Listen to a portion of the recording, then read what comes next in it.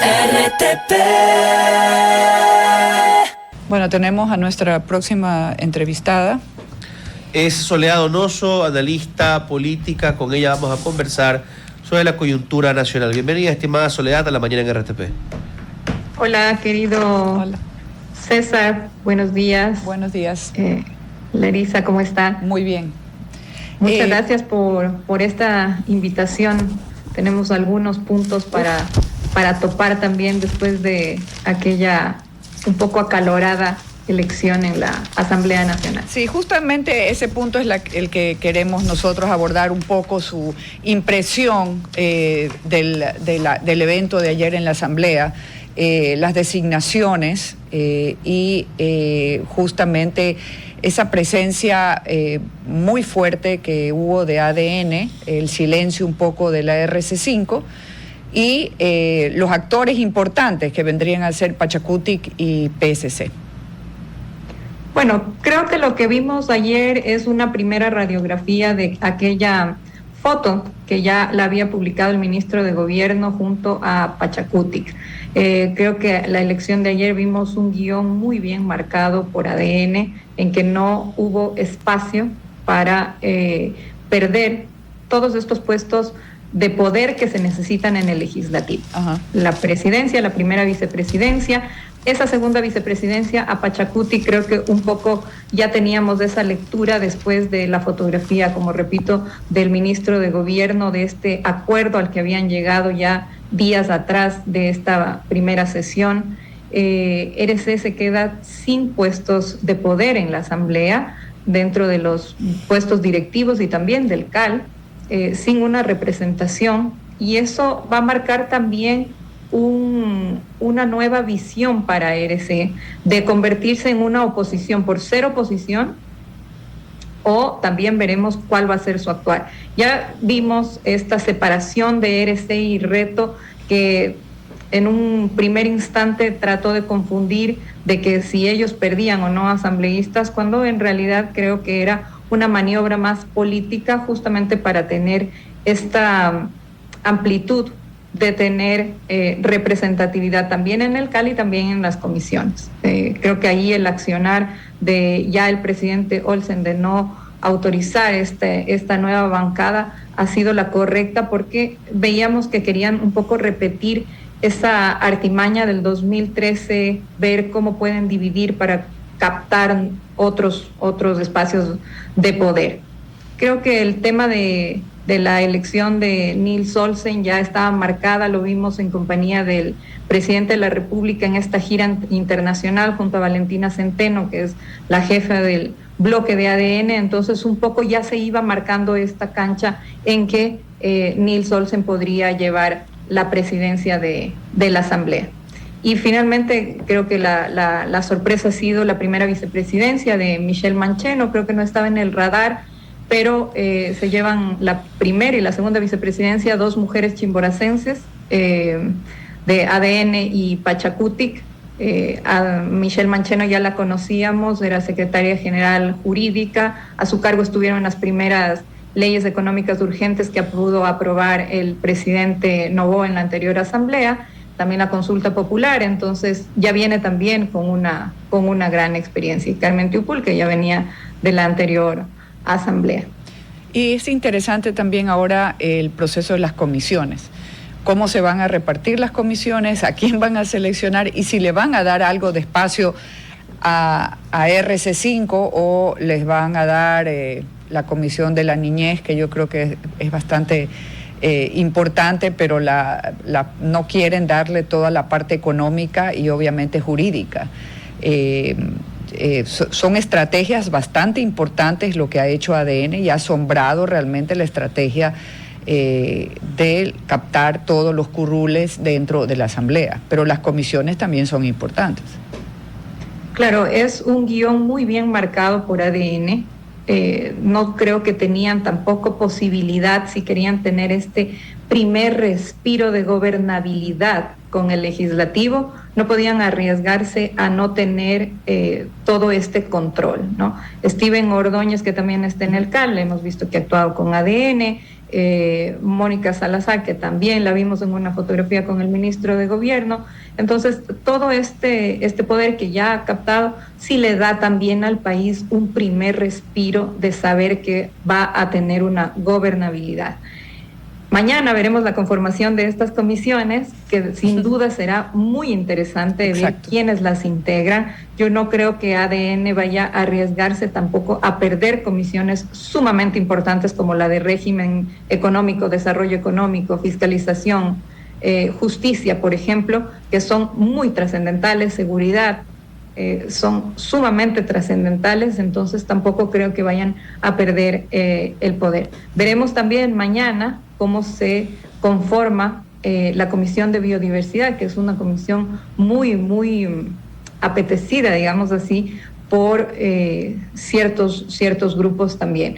Veamos si Pachacutic intenta tener esa comisión o formar parte de esa comisión. También veremos los independientes qué comisiones la conforman. Sin embargo, yo no creo que ADN vaya a perder el control justamente de estas comisiones claves y sumamente fuertes para la gobernabilidad, para darle viabilidad a varios proyectos de ley, que incluso hoy el ministro de Gobierno ha creado ya una expectativa esta mañana de decir que no nos sorprendamos si es que ya empiezan a llegar varias leyes una vez que estén conformadas estas comisiones.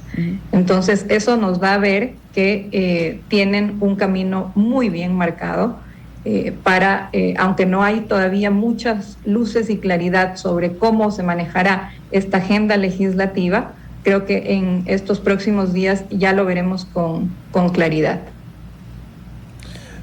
Pero me parece interesante, ¿no? ¿Qué podrían hacer los correístas si se quedan sin presidencias de comisiones legislativas? Podrían intentar tomar el control de las comisiones donde al ADN le toque, digamos, tener mayorías más débiles, dependientes quizá de independientes y voltearlos a ellos, porque si el correísmo se queda simplemente como oposición, sin poder pasar sus propios proyectos de ley, sin poder afectar los proyectos de ley con enmiendas del gobierno, van a quedar como unos gritones, sin poder fiscalizar de manera efectiva, porque probablemente no alcanzarán los votos si en el periodo anterior no los alcanzaron para censurar.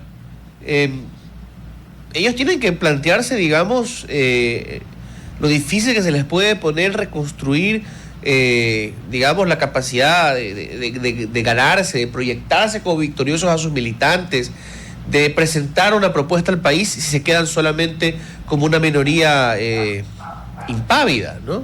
Incapaz de generar agenda. César, va a ser muy interesante ver la posición de ERC una vez que ha perdido el poder, digamos, y el control de estos organismos tan importantes, sobre todo del CAL y las vicepresidencias. Creo que va a tener que repensarse muy bien cómo va a ser su oposición.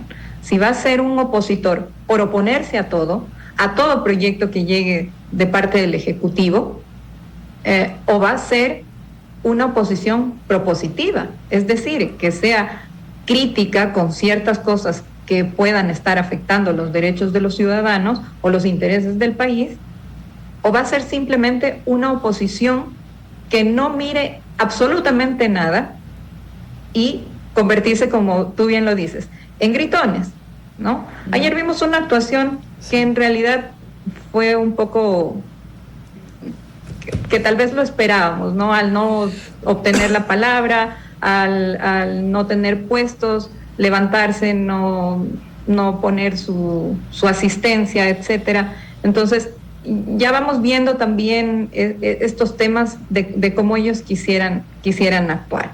Después, Ricardo Patiño, el único vocero al final de esa sesión de la Asamblea, para reclamar cosas que en realidad ya veíamos venir, ¿no? O sea, ADN no podía darse el lujo de perder estos espacios. Y finalmente vimos una actuación un poco repetitiva y repetida de lo que ya había sido el accionar anterior cuando la ERC tenía el mando, ¿no?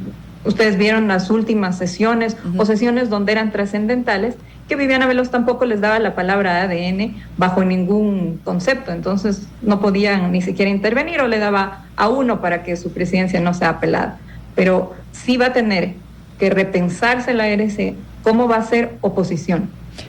Sí, ¿Cómo va a venderle al país el que ellos estén trabajando desde su lado para no empezar a cavar su tumba política? Sí. Porque también el que ellos sean una piedra en el zapato para el gobierno va a ser un poco complicado, pero también va a ser un reto para ellos, un reto para RC y un reto también para ADN, para poder conservar esta mayoría que ayer logró conseguir para esta votación, pero que tendremos que ver si se mantiene en el tiempo y que esperamos que sea así para que también el país tenga un respiro en la gobernabilidad, que el legislativo, como bien lo dijo la asambleísta Sin y también el presidente Olsen, de no ser un freno para el país, sino ser un motor, porque en realidad no tiene que ser el legislativo una sucursal de Carondelet, sino que tiene que ser sensible también ante los problemas del país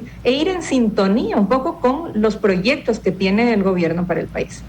Sí, justamente a mí me impactó mucho el estilo arrogante que siempre ha tenido RC5, esa seguridad enmarcada en una especie de estrategia de inmadurez política y más que toda esa seguridad de que siempre todo lo van a lograr. La humildad, hubo una nube de humildad en la asamblea donde ellos realmente se sintieron básicamente que no pueden ser lo que ellos siempre han querido ser. O sea, el cambio, como usted muy bien dice, usted lo anota, ellos tienen que ver cómo se reinventan, qué estrategia, porque el dividirse a una nueva bancada haciendo todos lo mismo, es absurdo, es como que reconozcas, como que no reconozcas a tu hijo, ¿no?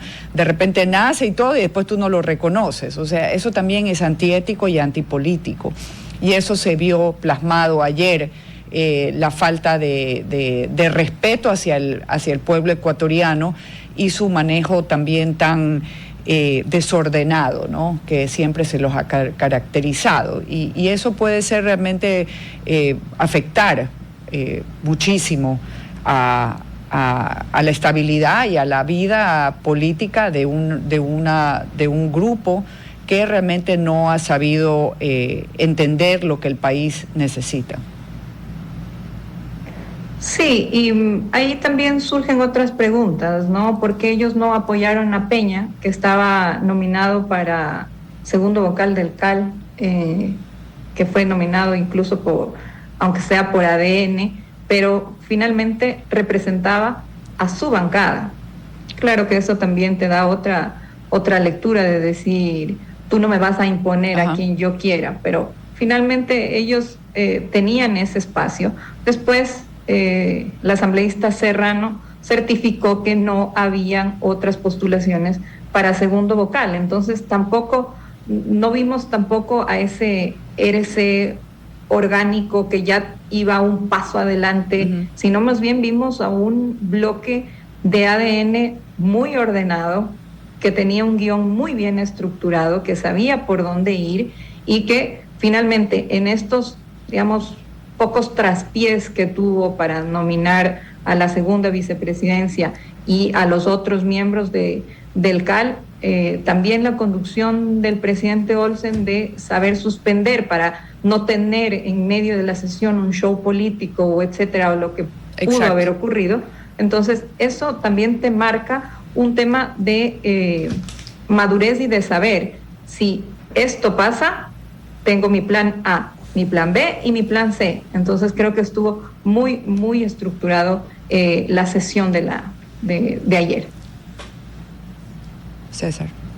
Siendo las 9:28, quisiera preguntarle a Soledad, para concluir, ¿qué puede hacer la ciudadanía, ¿no? En una época en que se debate un proyecto constituyente o fuertes reformas a la Constitución, en la que en la Asamblea todo depende de una mayoría bastante frágil, en la que el gobierno se siente relativamente confiado, ¿no? Después de los resultados de las elecciones, hay una forma de comunicarle al poder qué deseamos ver este año en su agenda, en su trabajo, más allá de queremos más seguridad, queremos más trabajo, no, algo concreto.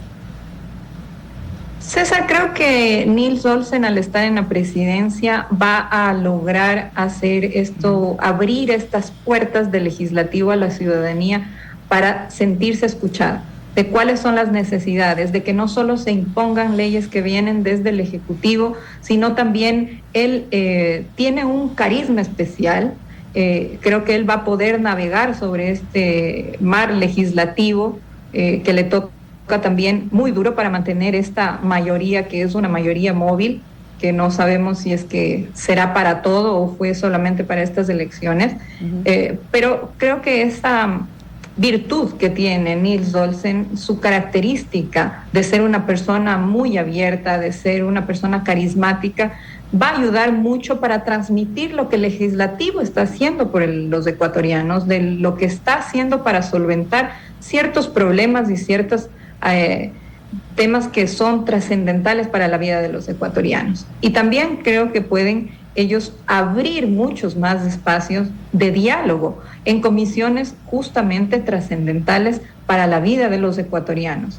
El tema de educación, el tema laboral, el tema de la niñez, son temas que también son sumamente importantes, mucho más allá de los temas económicos que finalmente le darán un respiro para poder generar empleo también al gobierno. Entonces creo que ese reto va a ser también muy grande, del poder escuchar a la ciudadanía, no solo a unos pocos, no solo a los mismos grupos que siempre han estado escuchados, sino abrirse mucho más. Ojalá. Y tal vez el reto también sea para todos los asambleístas, que todos están en las provincias, la mayoría están en las provincias.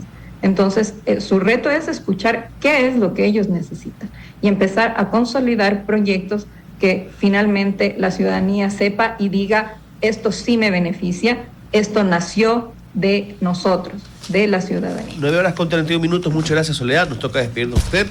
Y en un breve, abrazo, César y Larisa. Gracias. Gracias, Soledad. Gracias. Muchas gracias. RTP